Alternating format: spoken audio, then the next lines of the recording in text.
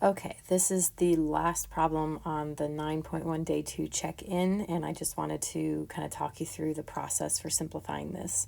So if we wanted to simplify this, remember our factorial is saying you start with this number and count down by 1 to get each of the numbers that you would be multiplying. So if n plus 1 was, 6 plus 1, we would have 7 factorial, and we'd go 7 factorial, 6 factorial, 5 factorial, or 7 times 6 times 5 times 4, and so on.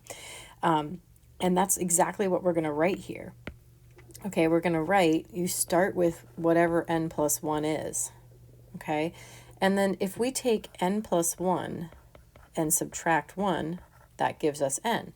That's going to be the next term in our product. Now, if we take n and we subtract 1, we get n minus 1.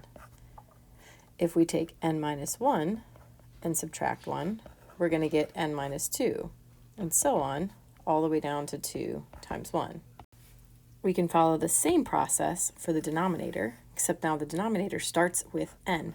So the same thing we did up above. Think about subtracting 1 from n, and you get n minus 1. Think about subtracting 1 from n minus 1, and you get n minus 2. Again, all the way down until you get, and really a lot of times you'll see they write 3 and then 2 and then 1. But that's kind of the idea here.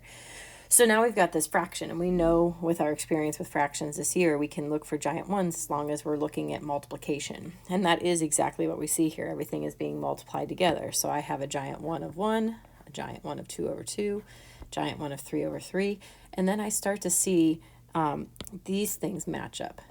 N minus 2 over n minus 2, there's a giant 1. N minus 1 over n minus 1. N over n. Now, the only thing that doesn't have something that it matches up with is this n plus 1. So that's all that's left. So our final simplification is just n plus 1.